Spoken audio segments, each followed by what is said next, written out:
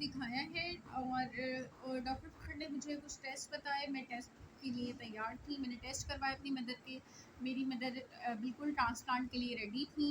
और फिर मेरी मदर के पेट में जो पानी था उन्होंने कहा हम एडमिट करेंगे, हम इनको इसका पानी निकाल देंगे। खैर उनका पानी उन्होंने निकाल दिया। पानी निकालने के बाद फ़ौरन जो है एक अम्मी को ड्रिप लगती थी। उस ड्रिप का नाम मुझे याद नहीं आ रहा। एल्बुमिन। एल्बुमिन 100 ml जो थी वो उनको लगती थी। और उसमें प्रोटीन होता था। डॉक्टर ने मुझे बताया कि जितना ज़्यादा आप इनको प्रोटीन देंगे उतना इनमें पानी कम भरेगा। मैंने कहा ठीक है। उन्होंने मुझे कहा प्रोटीन सबसे ज़्यादा अंडे में होता है, आप सुबह में उनको अंडा दिया करें बॉयल। मैंने उनको बॉयल अंडा देना स्टार्ट कर दिया। फिर एक दिन क्या हुआ कि अम्मी बिल्कुल बेहोश हो गई। अम्मी को स्टूल पास नहीं हुआ था 2 दिन से। मुझे नहीं पता था ऐसा होता है। उनको स्टूल पास नहीं हुआ था और बिल्कुल बेहोश हो गई, बिल्कुल ही गुनूदगी वाली हालत में चली गई। मैं उनको हॉस्पिटल लेकर गई, 3 दिन वो एडमिट रही। 3 दिन एडमिट रही। 3 दिन के बाद उनको होश आया। फिर मैंने डॉक्टर से पूछा कि ये क्या है? ये दूसरी दफ़ा हुआ है। एक दफ़ा जब मैं आगा खान ले गई थी जब भी हुआ था, और जब मैं यहाँ पर लेकर आई हूँ अब ये सेकंड टाइम हुआ। तो ये क्या है? तो उन्होंने मुझे बताया कि जब ये स्टूल पास नहीं करेंगी ना, तो जब ये होगा, जब आपको फ़ील हो कि गुनूदगी में जा रही हैं, आप इनकी लाइलैक या डुफालैक की डोज़ बढ़ा दें। तो मैंने यही ऐसा ही किया। मैंने इनकी लाइलैक और डुफालैक की डोज़ बढ़ाना स्टार्ट करी तो अम्मी इनकैफ में कम जाने लगी। जैसे ही वो मुझे फ़ील होती थी थोड़ी सी डाउन, मैं उनको लाइलैक और डुफालैक देना स्टार्ट कर देती थी ज़्यादा से ज़्यादा। एनीमा देती थी। घर में मैं ये करती थी, एनीमा दे दिया करती थी। स्टूल पास होना मुश्किल हो जाती थी उनके लिए ना। फिर एक दिन क्या हुआ कि ऐसी वो थोड़ी सी गुनूदगी में जाने लगी। मैंने उनको एनीमा वगैरह दिया, वो ठीक हो गई। फिर एक दिन घर में उनकी सांस में मसला होने लगा। मुझे समझ नहीं आया कि ये क्या मसला है। मैं उनको हॉस्पिटल ले गई। हॉस्पिटल में जाके उनके एक्सरे हुआ तो एक्सरे में पता लगा कि उनके लंग्स में पानी आ गया। और लंग्स में जो पानी आने की वजह ये थी कि सांस की नाली को लंग्स पुश कर रहे हैं, इस वजह से वो बिल्कुल गुनूदगी की हालत में थी। डॉक्टर ने उस हालत के अंदर उनके पिगटेल डाली। 3 दिन उनके पिगटेल लगी रही। 3 दिन जब उनके लंग से पानी निकला, पानी टोटली निकल गया, लंग ड्रेन हो गए। उसके बाद जो है उनका जो पेट का पानी था जिसको असाइटिस टाइप कहते हैं वो भी हुआ, वो उनका पूरा ड्रेन हुआ। उसके बाद हम घर आ गए। वो वो दौरान 3 दिन उनकी पिगटेल लगी रही और 10 दिन के दौरानिया था कि वो हॉस्पिटल 10 दिन रही। वो गई थी 31 नहीं 29 फ़ैब को, या मेरे ख्याल से 28 फ़ैब को गई थी वो। और वो 9 मार्च को वापस आई हैं।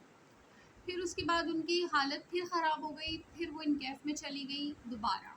तो मैंने सोचा कि शायद ये दोबारा इनकैफ में गई हैं। मैंने लंग्स से पानी निकालने का ट्राई किया, लंग्स में पानी नहीं था। पिगटेल उनके लगी हुई थी, लंग्स में से पानी नहीं निकला। तो मैंने उनको जो है ना वो घर में एनीमा वगैरह दिया। वो उन्होंने स्टूल पास किया लेकिन वो होश में नहीं आई। एक दिन रात में ऐसा हुआ कि उनकी तबीयत ना काफ़ी ख़राब होने लगी, सांस में उनकी प्रॉब्लम होने लगी। एक दिन गुजर गया था उनको बेहोशी में। तो मैंने कहा ये ठीक नहीं हो रही। मेरे हस्बैंड ने कहा इनको हॉस्पिटल ले चलते हैं। मैंने कहा ठीक है, इनको हॉस्पिटल लेके चलते हैं सुबह और देखते हैं क्या है, ये क्यों होश में नहीं आ रही। हालांकि मैं तो इनको मुस्तकिल जो है ट्रीटमेंट दे रही हूँ, दवाइयाँ दे रही हूँ, कोई नॉर्मल नहीं हो रही है ये। उनकी सांस अटकने लग गई थी। तो फिर मैं उनको हॉस्पिटल ले गई थी। हॉस्पिटल लेकर गई तो जब मैं हॉस्पिटल पहुंची हूँ तो डॉक्टर ने कहा इनके तमाम ऑर्गन फेल हो चुके हैं। आई डोंट नो कि क्या हुआ, मेरे से कहाँ कोताही हो गई या उनकी। देखिए लिखी इतनी थी, मैं इस बात को मानती हूँ, लेकिन बड़ा शॉर्ट पीरियड रहा उनका।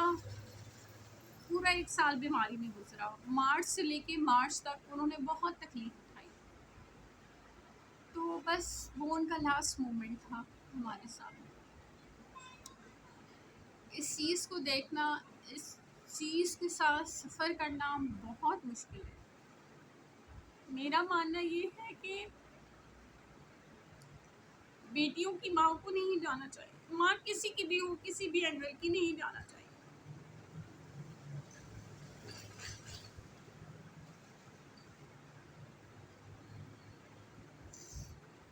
माँ चली जाए ना तो ज़िंदगी रुक जाती है, बहुत मुश्किल हो जाता है। कहते हैं ना, मरने वाले के साथ मर नहीं सकते, लेकिन वाक़ई माँ के मरने के बाद ना ज़िंदगी की बहुत सारी जगहों पे ज़िंदगी रुक जाती है। मेरी माँ दिन में 50 दफ़ा मेरा नाम लेती थी, दिन में 50 दफ़ा मेरा पूछती थी, 50 दफ़ा मुझे फ़ोन करती थी, मैं ना हूँ घर पे। आज सारा दिन फ़ोन रखा रहता है, कोई नहीं पूछता। तो जिनकी माएँ हैं, मैं कहती हूँ उनकी बहुत कदर करो। इतनी कदर करो कि जब ये मर जाती है ना तो बहुत याद आती है। इनके जैसी मोहब्बत, इनका नेम बदल कुछ नहीं है। वाक़ई हकीकत, माँ का नेम बदल कोई भी चीज़ नहीं है।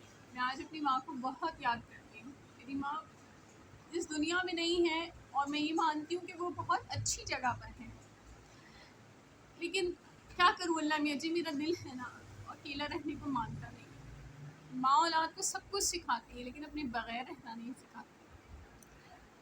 तो अपनी माँओं की कदर करें, और ये मेरा मैसेज है सबको कि अच्छे से अच्छा ट्रीटमेंट कराएं, और अगर लिवर पेशेंट है तो प्लीज़ प्लीज़ प्लीज़ ट्रांसप्लांट की तरफ जल्द से जल्द जाए। मेरी तरह वेट नहीं करें प्लीज़, वरना कुछ हाथ नहीं लगता, कुछ नहीं बचता सिवाय रोने के।